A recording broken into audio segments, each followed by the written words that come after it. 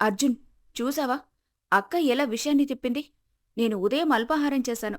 సింక్లో 2 కప్పులే ఉన్నాయి. కాని సాయంత్రానికి అక్కడ పాత్రల గుట్ట ఎలా ఏర్పడింది? అక్క కావాలని నన్ను అత్తయ్య కళ్ళల్లో పడగొడుతుంది.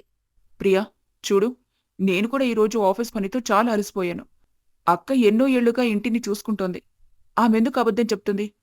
బహుశా నువ్వే తొందరలో గమనించలేదేమో. ఎందుకు విషయాన్నింత పెద్దది చేస్తున్నావు? అమ్మ ఏమంది అదే చెయ్యి. రేపటి నుంచి ఇంకాస్త త్వరగా లేచి అన్నీ శుభ్రం చేసి వెళ్ళిపో. గొడవ ముగించు. నువ్వు వాళ్ల మాటనే నమ్ముతున్నావా? అర్జున్, నేను ఉదయం 5 గంటలకు లేస్తాను. తర్వాత 3 గంటల ప్రయాణం చేసి ఆఫీస్కి వెళ్తాను. నా అలసట నీకు కనిపించదా? అక్క రోజంతా ఇంట్లోనే ఉంటుంది. ఒకసారి పాత్రలు కడగలేదా? ఇది పాత్రల విషయం మాత్రమే కాదు. ఇది ఆమె అసూయ.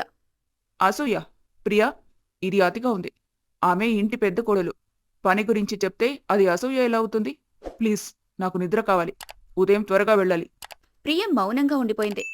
ఈ ఇంట్లో ప్రస్తుతం తన నిజం వినేవాళ్లు ఎవ్వరూ లేరని ఆమెకు అర్థమైంది. మరుసటి రోజు ప్రియ ఇంకా ముందే లేచింది. నిద్ర గురించి పట్టించుకోకుండా మొత్తం ఇల్లు శుభ్రం చేసింది. అల్పాహారం తయారు చేసింది. చాలా జాగ్రత్తగా కార్తీక్ కోసం టిఫిన్ ప్యాక్ చేసింది.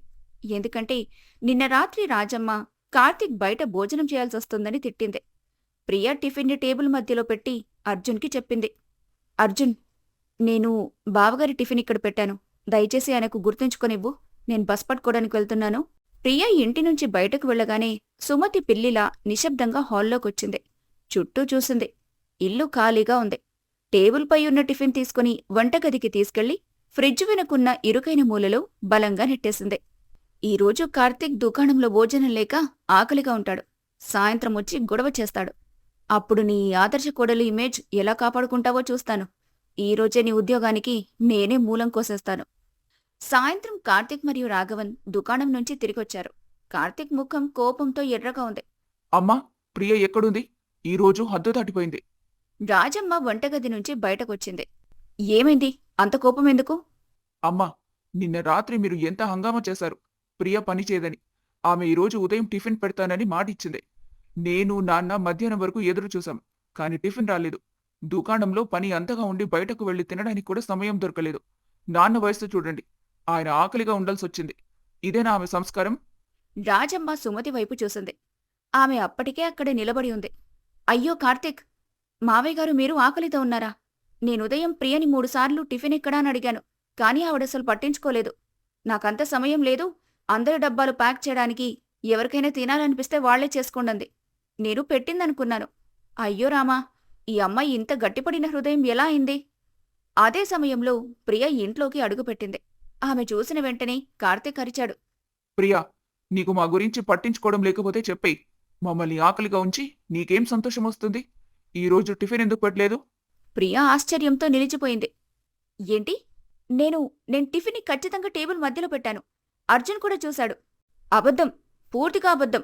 టేబుల్ మీద ఏం లేదు ప్రియా. అర్జున్ ఉదయం తొందరలో ఉన్నాడు. అతనికేం తెలుసు? అత్తయ్య, చూడండి ఈమె ధైర్యం. ఇప్పుడిది మనందర్నీ అబద్ధం చెప్పేవాళ్లుగా చూపిస్తోంది. ప్రియ తల తిరగటం మొదలైంది. ఆమె ఉదయం తన చేతులతోనే టిఫిన్ పెట్టింది.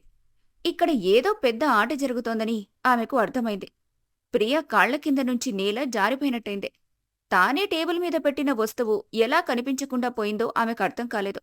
మొత్తం ఇంటి వాతావరణం ప్రియ చాలా పెద్ద తప్పు చేసినట్టుగా మారిపోయింది. కార్తీక్ కోపంగా ఉన్నాడు. రాఘవన్ మౌనంగా బాధతో కూర్చున్నాడు. ఇక రాజమ్మ కళ్లల్లో ప్రియ పట్ల ద్వేషం మాత్రమే ఉంది. కాని సుమతి, ఆమె ముఖంలో ఒక విజయపు మెరుపు కనిపించింది. దాన్ని ప్రియ ఇంక భరించలేకపోయింది. ప్రియ అర్థం చేసుకుంది. ఇక్కడ వివరణలిచ్చినా ప్రయోజనం లేదు. ఇక్కడ సాక్ష్యం కావాలి అని. చాలక్కా, చాలైంది మీ ఈ ఏడుపు నాటకం. అమాయకంగా నటించడం. కార్తీక్ గారు, మావయ్య గారు, నేనంతా దిగజారిపోయానని మీకనిపిస్తుందా? మీరందర్నీ ఆకలిగా ఉంచుతానా?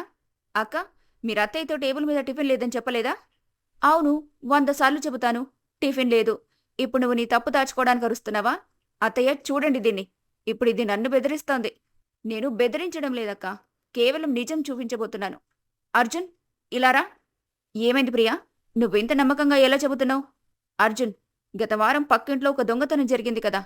అప్పుడు నేను నా గది తలుపు దగ్గర ఒక చిన్న మోషన్ సెన్సార్ కెమెరా పెట్టాను. దాని యాంగిల్ హాల్ మరియు డైనింగ్ టేబుల్ వైపుకొస్తుంది. నేనిది ఎవ్వరికీ చెప్పలేదు. ఎందుకంటే అవసరం పడదని అనుకున్నాను. కాని ఈరోజు అవసరం పడుతోంది. సుమతి ముఖం ఒక్కసారిగా తెల్లబడిపోయింది. ఆమె నుదుటిపై చెమట బిందువులు మెరవటం ప్రారంభించాయి. ఆమె తడబడుతూ చెప్పింది, కెమెరా, ఇంట్లో కెమెరా. నువ్వు నువ్వు మా మీద గూఢచర్యం చేస్తున్నావా? అత్తయ్య, చూడండి దీని ధైర్యం. గూఢచర్యం కాదక్కా, భద్రత. ఈరోజు ఈ కెమెరానే టేబుల్ మీద టిఫిన్ ఉందా లేదా చెప్తుంది. ఈరోజు ఉదయం ఫుటేజ్ ప్లే చేసింది. వీడియోలో స్పష్టంగా కనిపించింది. ప్రియా టిఫిన్ను టేబుల్ మీద పెట్టి అర్జున్ని పిలిచింది. తర్వాత ప్రియా ఇంటి నుంచి బయటకు వెళ్లగానే సుమతి నెమ్మదిగా హాల్లోకొచ్చింది. చుట్టూ చూసి చాలా చాకచక్యంగా టిఫిన్ తీసుకుని వంటగదికి తీసుకెళ్ళింది.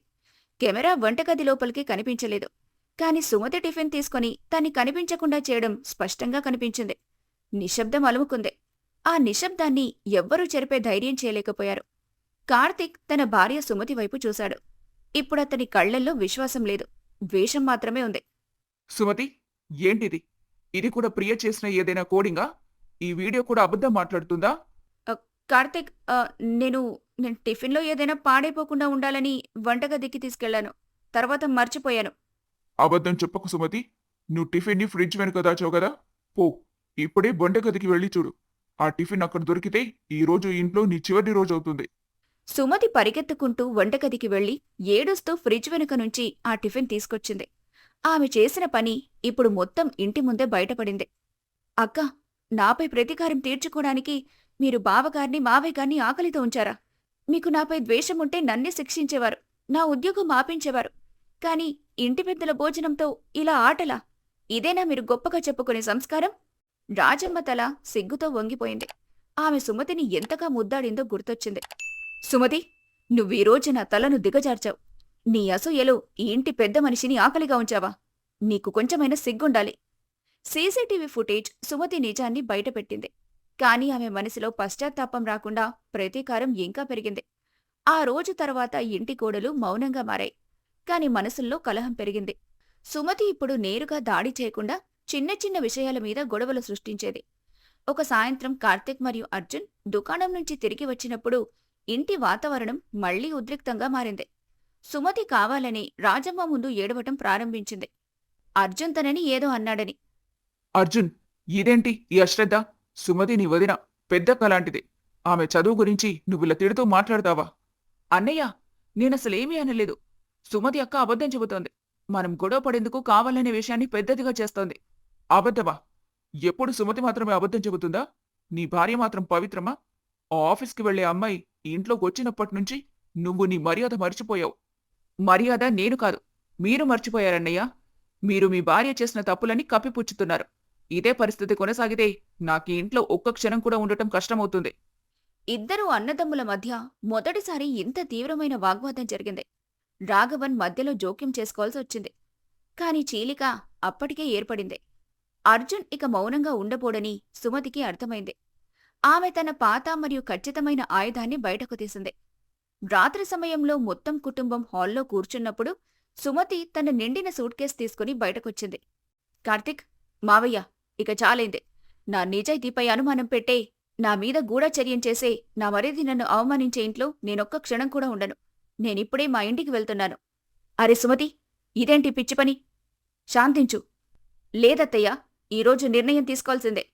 ఈ ఇంట్లో ఈ ఉద్యోగం చేసే కోడలుంటుంది, లేక నేనుంటాను.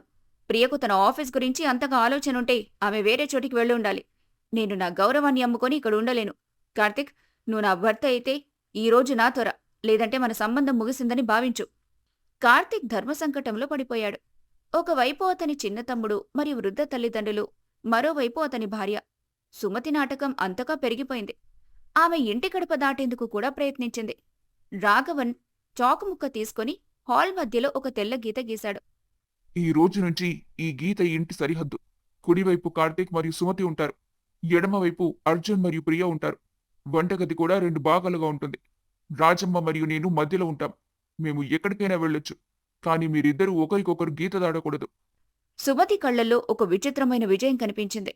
కాని ప్రియ మరియు అర్జున్ హృదయం దిగిపోయింది. ఒకే ఇంట్లో ఉన్నప్పటికీ తమ వాళ్ల నుంచి మైళ్ల దూరం అయిపోయినట్టు అనిపించింది. తదుపరి కొన్ని రోజులు మహాలక్ష్మి నిలయంలో భయంకరమైన నిశ్శబ్దం నెలకొంది. ఇప్పుడు ఇంట్లో 2 పొయ్యిలు వెలిగేవి. ఉదయం ప్రియ వంటగదికొచ్చి తన అల్పాహారం చేసుకునేటప్పుడు సుమతి కావాలని తన వైపు గీత దగ్గర నిలబడి ఆమెను గట్టిగా చూస్తుండేది. మాటలు పూర్తిగా ఆగిపోయాయి. పాత్రలు తగిలే శబ్దమే వినిపించేది. వేరుగా ఉంటే తాను సుఖంగా ఉంటానని సుమతి అనుకుంది. కాని అసలు పరీక్ష ఇప్పుడే మొదలైంది. ఇంతకుముందు ఇంటి సరుకులు మరియు విద్యుత్ బిల్లు అర్జున్ మరియు ప్రియా కలిసి చెల్లించేవారు. ఇప్పుడు ఆ బాధ్యత మొత్తం కార్తీక్ ఒక్కడి భుజాల మీద పడింది. ఇప్పుడు సుమతి జీవితంలో కష్టకాలం మొదలైంది. కార్తీక్ ప్రతి సాయంత్రం అలసిపోయి ఖాళీ చేతులతో ఇంటికి తిరిగొచ్చేవాడు. మరోపక్క అర్జున్ కంపెనీ పెద్ద అంతర్జాతీయ ప్రాజెక్టు కోసం 20 రోజుల పాటు బెంగళూరుకు వెళ్లాల్సొచ్చింది. ఇప్పుడు ఇంట్లో ప్రియా, సుమతి మరియు వృద్ధ మావయ్య, అత్త మాత్రమే ఉన్నారు. వారి మధ్య ఆ గీత ఒక పెద్ద గోడలా నిల్చింది. ఒక సాయంత్రం కార్తీక్ దుకాణం నుంచి వచ్చి నేరుగా సోఫాపై పడిపోయాడు. సుమతి, ఈరోజు దుకాణం అద్దె కూడా రావలేదు. సరఫరాదారులు పదే పదే డబ్బుల కోసం ఫోన్ చేస్తున్నారు. నాన్న చాలా టెన్షన్లో ఉన్నారు. వారి బీపీ చాలా పెరిగింది. రాఘవన్, ఆ గీత మరోవైపు సుమతి భాగంలో ఉన్న గదిలో నిద్రపోతున్నారు. అకస్మాత్తుగా వారి ఛాతీలో తీవ్రమైన నొప్పి వచ్చింది. వారు మంచం నుంచి కింద పడిపోయి బలంగా ఊపిరి పీలుస్తూ ఉండిపోయారు. కార్తీక్, మావేగాన్ని చూడండి, ఏమైంది? సుమతి, నాన్నగారిని వెంటనే ఆసుపత్రికి తీసుకెళ్లాలి. కానీ నా దగ్గర ఇప్పుడు ఒక్క రూపాయి కూడా లేదు. బ్యాంకు కార్డు కూడా బ్లాక్ అయిపోయింది. సుమతి మరియు కార్తీక్ అసహాయంగా ఒకరినొకరు చూస్తూ నిలబడ్డారు. అప్పుడే ఆఫీస్ నుంచి వచ్చి తన గదిలో ఉన్న ప్రియ పరిగెత్తుకుంటూ గీత దాటి వచ్చింది. ప్రియ ఒక చూపులోనే పరిస్థితిని అర్థం చేసుకుంది. ఆమె గీతను కాని, పాత విరోధాన్ని కాని ఒక్క క్షణం కూడా గుర్తు చేసుకోలేదు. బావగారు, మాట్లాడకండి. మావయ్య గారికి అంబులెన్స్ కాదు, వెంటనే డాక్టర్ అవసరం. అర్జున్ బయటున్నాడు, కాని నేనున్నాను కదా. మీరాయన్ని పట్టుకోండి, నేను అంబులెన్స్కి ఇప్పుడే కాల్ చేస్తాను. ఆసుపత్రికి చేరగానే రాఘవన్ని ఎమర్జెన్సీలో చేర్చారు. డాక్టర్ బయటికొచ్చి చెప్పారు, వీరికి మేజర్ హార్ట్అటాక్ వచ్చింది. వెంటనే శస్త్రచికిత్స చేయాలి. దానికి సుమారు 8 లక్షలు ఖర్చవుతుంది. మీరు సిద్ధంగా ఉన్నారా? కార్తీక్ తల సిగ్గుతో వంగిపోయింది. తన జేబు చూసుకున్నాడు. కాని అందులో కొన్ని 100 రూపాయలే ఉన్నాయి.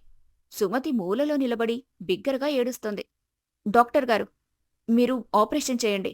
నేను నా క్రెడిట్ కార్డ్ మరియు ఆఫీస్ మెడికల్ ఇన్సూరెన్స్తో మొత్తం చెల్లింపు చేస్తాను. డబ్బుల గురించి ఆలోచించకండి. మా మావయ్య ప్రాణం కాపాడాలి, అంతే. మొత్తం రాత్రి ప్రియా ఆసుపత్రి కౌంటర్ మరియు డాక్టర్ల వద్ద తిరుగుతూ గడిపింది. సుమతి చూస్తూ ఉంది. తను ఎప్పుడూ తిడుతూ వచ్చిన ఆ ఉద్యోగం చేసే కోడలి వల్లే ఈరోజు వారి ఇంటి పెద్ద మనిషి ప్రాణం నిలిచింది. మరుసటి రోజు ఉదయం రాఘవన్కు స్పృహ వచ్చింది. డాక్టర్ ఆయన ప్రమాదం నుంచి బయటపడ్డారని చెప్పారు. సుమతి నెమ్మదిగా ప్రియ దగ్గరికి వెళ్ళింది. ఆమె కళ్ల నుంచి కన్నీళ్లు కారడం ప్రారంభమైంది. ప్రియా, నన్ను క్షమించు. నేనెంత చిన్న మనసు కలిగిన మహిళనో. రోజంతా ఇంట్లో పనిచేస్తూ నేను మాత్రమే ఇంటి రక్షకురాలని అనుకున్నాను. నీ ఉద్యోగాన్ని భారంగా భావించాను. నీ అభివృద్ధిని చూసి అసూయపడ్డాను. కాని నువ్వు ఈరోజు ఉద్యోగం చేయకపోతే బహుశా మావయ్య గారు మన మధ్య ఉండేవారు కాదు. ప్రియా సుమతిని ఆదుకుంది. అక్కా, ఏడవకు. మనమంతా ఒకే కుటుంబం. డబ్బు చేతికంటుకునే మట్టిలాంటిదే, కాని బంధం కాదు. కాదు ప్రియా, నువ్వు కేవలం డబ్బు ఇవ్వలేదు, నాకే అద్దం చూపించావు. నేను గీత గీసి ఇంటిని నరకంగా మార్చాను. కాని నువ్వు ఆ గీతని చెరిపేసి ఈ ఇంటిని కాపాడావు. రాఘవన్ ఇంటికి తిరిగొచ్చినప్పుడు ఆవరణ నేలపై గీసిన ఆ తెల్ల గీత పూర్తిగా కనిపించలేదు. సుమతి తన చేతులతోనే దాన్ని రుద్ది చెరిపేసింది. సుమతి ప్రియ ఆఫీస్ బ్యాగ్ తీసుకుని గౌరవంగా ఆమె డెస్క్పై పెట్టింది. ప్రియా, ఈ రోజు నుంచి నువ్వు గర్వంగా ఆఫీస్కి వెళ్ళు. ఇంటి ప్రతి బాధ్యత నాది. అలాగే కార్తీక్, నువ్వు దుకాణం నష్టానికి భయపడకు. ప్రియ మన వ్యాపారాన్ని డిజిటల్ చేయడంలో సహాయం చేస్తుందని చెప్పింది.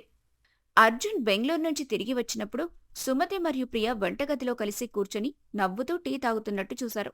రాజమ్మ మరియు రాఘవన్ ముఖాల్లో కనిపించిన ఆ శాంతి ఏ సంపద కన్నా గొప్పది కాదు. మహాలక్ష్మి నిలయం ఇప్పుడు నిజంగా ఒక సంతోషకరమైన ఇల్లయింది. అక్కడ గీతలు నేలమీద మాత్రమే కాదు, హృదయాల నుంచి కూడా చెరిగిపోయాయి.